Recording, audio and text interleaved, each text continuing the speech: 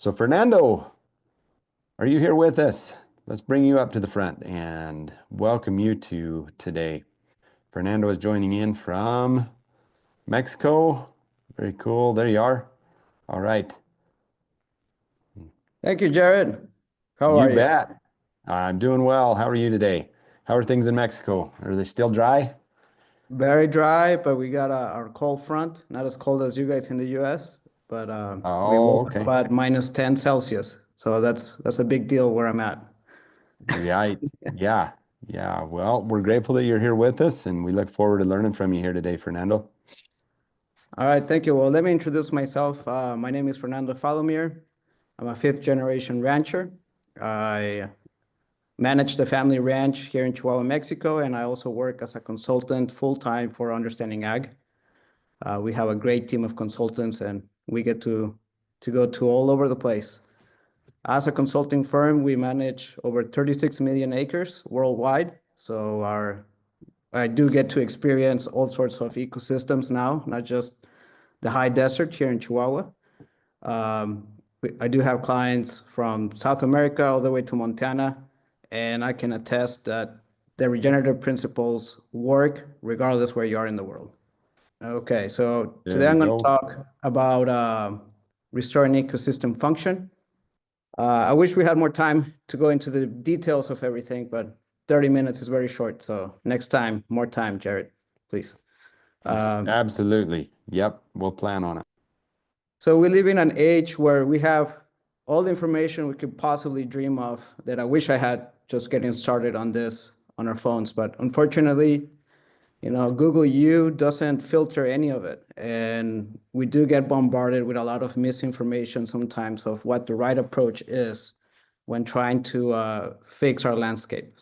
Now, there's been great presenters yesterday and today, so they cover a lot of the basics. You'll see certain patterns that we talk about, basically the same things, just applied slightly differently. So where I'm at is in Chihuahua, Mexico. It's very brittle. It's the high desert. We're almost at 5,000 feet altitude. In the summers, we can get temperatures up to 120 Fahrenheit. That would be 48, 49 Celsius. And it can get down to minus 10 Celsius, which is maybe 25 Fahrenheit. One time we did go down to 0 Fahrenheit or minus 20 Celsius. And that did the most damage that we've seen. It wasn't, it was a compound effects of a long time drought, plus that much cold, and we lost a lot of our perennial grass cover. I started managing in 2009, and I had just finished the holistic management training. I went to Zimbabwe and got to see all those great grazers in Africa, Ian Mitchell, and so forth. And when I came back to that situation, I wasn't prepared for it.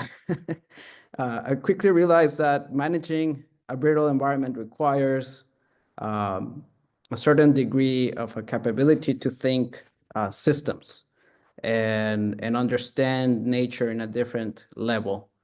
And so our management has to be ever changing. We can never have one recipe. I know everybody wants a magic silver bullet. If you're looking for that, I'm sorry, you're not going to get it here. But we are going to give you a whole box of rounds. So that's even better. That's the trick, is what is it that we need to do to fix our ecosystems? And in turn, that also helps us become more resilient and more profitable. So it all ties back together into our quality of life and the holistic thinking. So this is a picture of Chihuahua 2 years ago. We're living in the modern Dust Bowl, but somehow we're not making the news.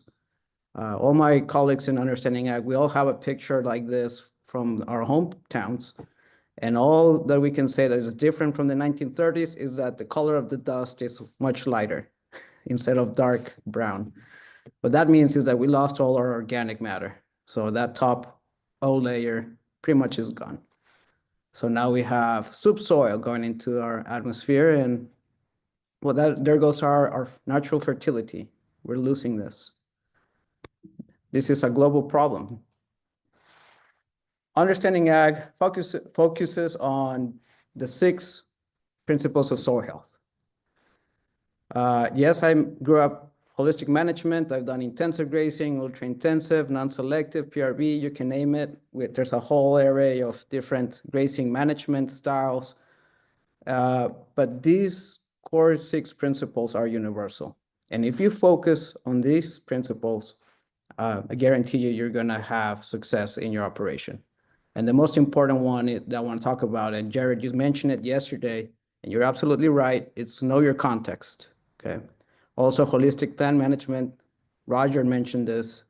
You have to know your context, and that's the one thing I hate the most about the internet.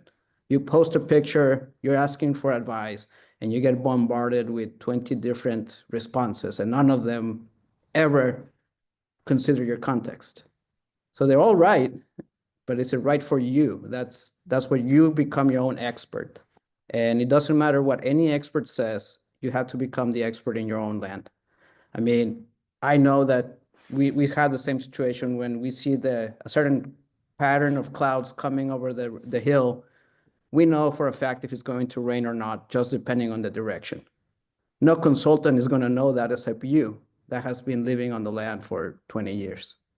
So we have to also be very open-minded and have our clear set goals of what is it that we want to achieve. Sometimes those are not clear. The second principle is do not disturb the ground. David mentioned this yesterday, and so did our friend from England. So I'm not going to go to it, but it's crucial that we do not disturb the ground. 3, we need to cover the soil. We need to cover it with living plants and also dead plant material. That is the soil armor. It protects and regulates the temperature so that the soil microbiology can actually survive. Here, when it gets to 48 Celsius or 120 degrees, that soil gets hot. I mean, you're sterilizing all microbial life. 4, we need to always mix it up. We need diversity in plants, in animals, and mix up the way that we're managing. Nature does not like monotony. It does not like a recipe. And if you fall into that routine of, even if you're rotationally grazing, you can be rotationally overgrazing. Okay, you're never going to evolve in your ecosystem processes if you're doing the same. In fact, Albert Einstein says that's the definition of insanity. Do the same thing and expecting a different result. Number 5 is keep leaving roots on the soil. So yesterday we covered some of that. Some of the other experts is the root exudates that pump all the liquid carbon into the soil and feed that microbial life that is crucial for nutrient cycling. And 6, animal integration. If you do not consider the animals, they actually speed up the mineral cycle and they'll help you inoculate the ground with microbial life. And I'll show you this as we move along. Those are the 6 principles. And then we have the 3 rules of adapted stewardship. I like to call it stewardship because we are stewards of the land. It is our responsibility to hand it off to the next generation in a better state that we found it, or at least that's my goal, and I'm sure a lot of you have the same. Those 3 rules is the rule of disruption. So nature is not static. It's always ever-changing and in dynamic. So we need to create the right disruption, and depending on the frequency and the severity of that disruption, then we can manage for what we want. And that's the hardest part, is knowing what to do when the timing is crucial. We have compounding effects, and those can be both negative or positive. Nothing in nature is singular. Okay, 1 + 1 does not equal 2. We saw the effects of glyphosate yesterday, how they magnify with other toxic compounds in the formula, and it becomes even more toxic. Well, same with beneficial compounds. They become even greater the more that we have. So who dictates that is us. And that's the hardest part, because we have to look ourselves in the mirror and know that we are the ones making those managing decisions. And finally, diversity. We need diversity in all sorts of forms of life. And with those, we're trying to really fix ecosystem processes, okay? And that would be the water cycle, the energy cycle, diversity, and mineral. This is a picture of our family ranch. This is a satellite image. It's 20,000 acres of desert rangeland. And you can see that there's a whole chunk of it where satellite imagery confuses my ranch with the clouds because of how much solar radiation still bounces back up. Now, this happened through centuries of abuse, okay? We're not gonna fix this problem overnight. When you get to this point of land degradation, we have to be patient. Just so you have an idea, in 2000, well, let me backtrack. My father, really, I give him a lot of credit. He first seeked out Alan Savory in the 80s, and he wanted to enact change. But he couldn't convince my grandfather to change, so we had to wait till later in life before we started working. And this is what we started with. It was just one giant 20,000 acre pasture with one historical drinking water point right here in the center. So if you can imagine for decades, cattle just traveling up the slope, up towards these mountains, 4 or 5 miles, back and forth, every day for decades. All the amount of trailing that happened and all the overgrazing that happened in these bottom areas, it just led to massive erosion. In 2002, we hit the all-time record of 178 acres to sustain a single animal unit per year. That's how degraded we were when we started. So that was man-made. And this is what that looked like. You know, areas were severely overgrazed, and then animals were completely removed from the system. This is where you're going to end up with. This is desertification. Desertification will go so severe that even mesquite and brush that you think that you cannot even kill with herbicides if you wanted to. Remove the animals, do nothing, and pretty much you'll achieve the same result. So if we remove our animals from our natural landscape and ecosystems, everything will regress. This is the effect of low disturbance. And it leads to soil crust, poor water infiltration, high runoff, and extreme soil temperatures. So if there's no armor on the soil, nothing's gonna get better. In disruptions, well, there's different kinds of disruption. We have animal disruption, we have natural or artificial, we can use mechanical, chemical, so applied of herbicides and even fertilizers, but that also creates a disturbance, and it affects the microbial soil life. Another disturbance that a disruption that we can use that we rarely focus on is recovery. We just let land rest after a disruption event. Then we allow plants to recuperate, reestablish, and then we can drive these processes forward. So those are different kinds of disruptions that we can create. Here I want to show you a test run that I did with a subsoiler, because we want to think, let's get it done, let's get it fixed right now. Let's put $150 per acre to do something like this. And so I did a trial run. I put on contour, I subsoil, following key pattern. Did something grow? Yes, I had some weeds come up and I did infiltrate more water. It was an instant gratification, right? But what happened afterwards? After 3 years, it went back to where it was. Why? Because the management did not change in that section. So it doesn't matter how much you're going to spend on something. If you don't change the way you think, you're going to go back to where you started. This is one of my favorite pictures. No regeneration is going to happen if this effort is unsustainable. Okay, you're going to give out. I've gone to numerous places where there's unlimited amount of funding, and even those big landowners will give up at some point. I traveled across the northern plains, and I find the Old Testaments of our past generations. You see those oiled wheat tilling machines and the weed cutters, everything that was drawn by horse, and people just gave up and abandoned them. Well, this is what that is. It's a testament of our ignorance on how these ecological processes work. So no unsustainable effort is, however, going to keep up forever. So we set out on our quest as a family is how can we turn really dirt to soil, and what's the difference? Why do I have grass growing here where I didn't lose it to my top soil to erosion?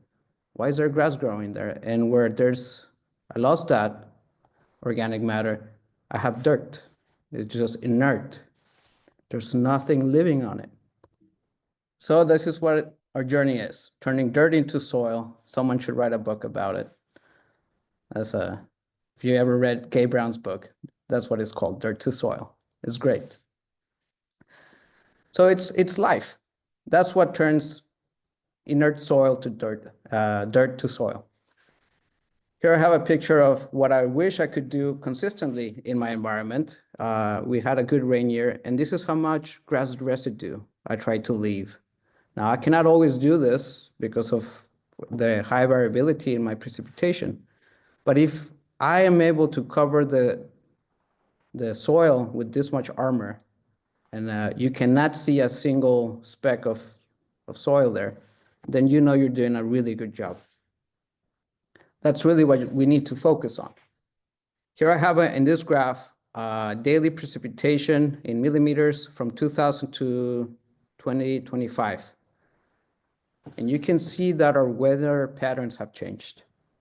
Before, we used to have longer raining seasons, or our moisture distribution was a lot longer. Yeah, occasionally we have massive storms where we have 3 inches deposited in one single rain event.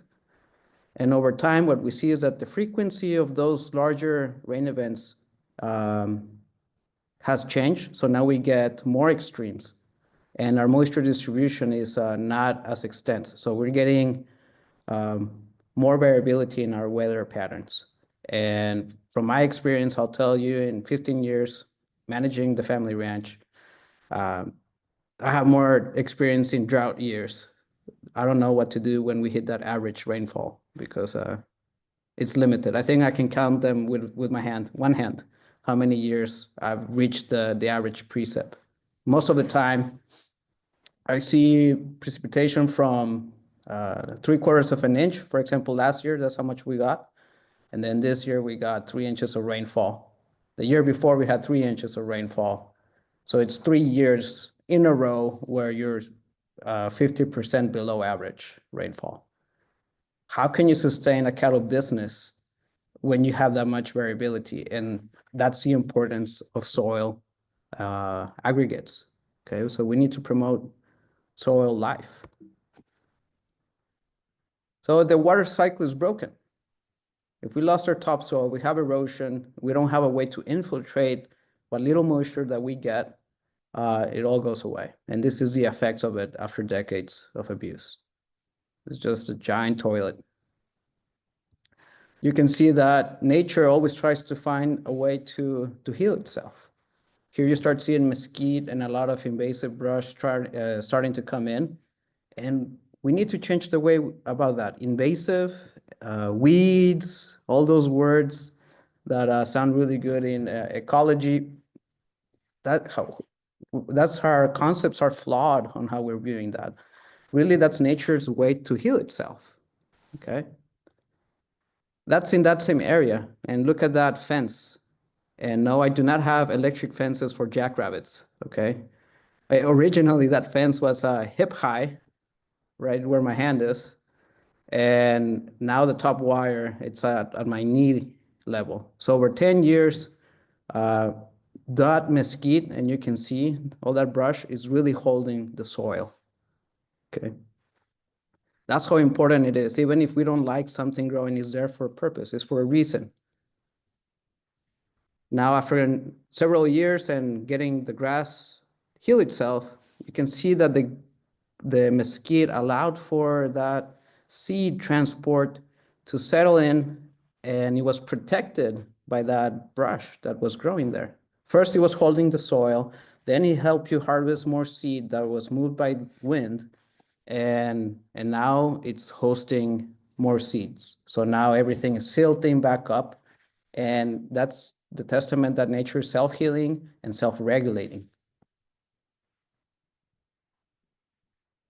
Same here. We have an area that where it was very barren, very capped. This is not unusual. This is the kind of landscapes that I consult on frequently. It's like special operations for soil restoration. But these moonscapes, all they need is life. And we use cattle as our primary tool. Why? Because it provides, it's the only way that we can do it, achieve this in a large scale. If you want to do it by machinery and diesel, it's going to be really, really expensive, and it's not going to guarantee you any success.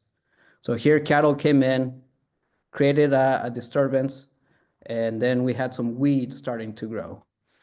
That for me, that is an advancement, okay? I'd rather have something growing than nothing, because then it sets the stage for succession. This series I like to call my Magic Fences series, okay? You can see where the fence was. And this is an irrigated prairie, and you can see that on one side it's full of weeds, and the other half is not. And no, I did not spray for herbicides. So what happened is that we changed our land management practices. Here, the owner wanted to till and fertilize, and on this other side, I refused to allow him to do that. So he thought he was going to get a better response here. All he created were the conditions for dandelions to thrive in. They really like a disturbance and low organic matter. So you gave the conditions for those weeds to thrive, because that's what you managed for, even though you weren't sure about it. If you create a competition and give sufficient recovery and you focus on soil health, well, grass will always outcompete any weeds. So we can use biology, and how we manage our grasslands will dictate what species are going to grow next. We have that power. You don't believe me yet? Well, here we have another magic fence. This one stops sagebrush. Okay, this is in Western Colorado. Obviously, we have what most conservationists would say, sagebrush is invasive, or it's not invasive, it's native, but it's coming in pretty thick here, but on the right side of the fence, we have hardly any sagebrush. Why?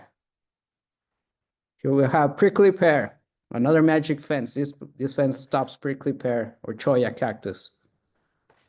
On the right side, you do rotational grazing. On the left side, it's intensive grazing with high animal density. And you can see that there's a magic fence here. No herbicides were applied. Same here. We have vigorous growth on the left side through ultra high intensive grazing. And on the right side, we had a bit more selective grazing, and we didn't get that disturbance.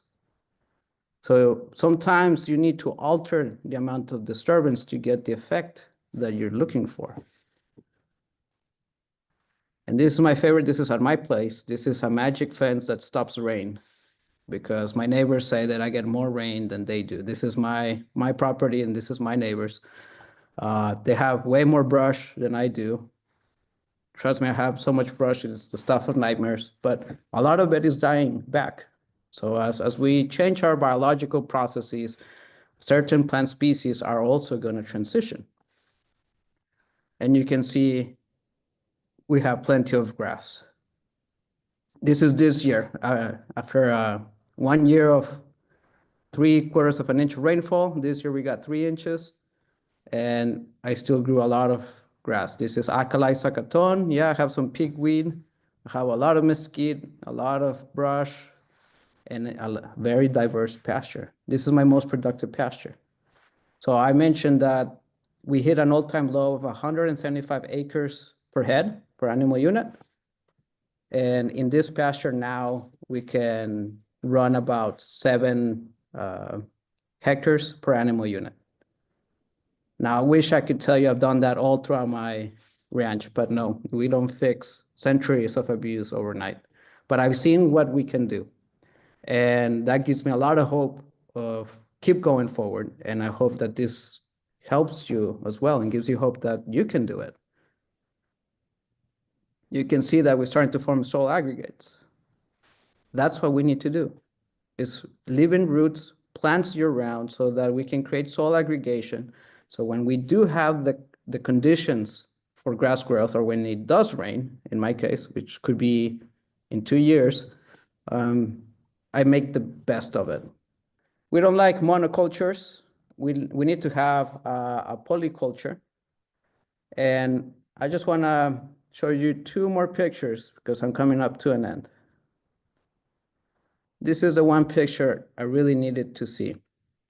This is a manure paddy, and you can see that we have grass growing in it.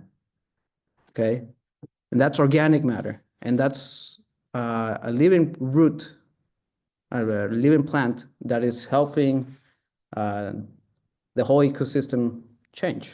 Where there's no organic matter, there's no life. So anyone saying that cows are bad for the environment obviously have never seen this. Now, how do we get there? Well, there's a whole array of management decisions that need to happen. But if we keep working at it, nature will take care of all its problems. It will heal itself, will bring more wildlife, and that wildlife will do ecosystem services for you, such as bringing seeds from other places.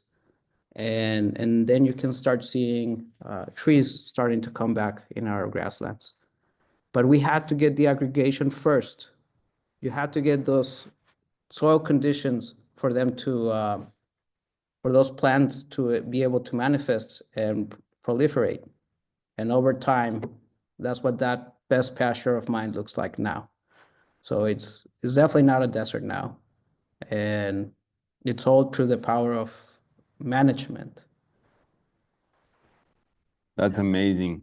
And I think, if it can be done in that extreme of an environment, Fernando, what's the possibility for the rest of us, right? So what's the best way to get a hold of you? And I know that you offered a consultation also. Yes, so UA has an amazing team of consultants, so you can reach out directly to UA. And if you are more interested in agronomist,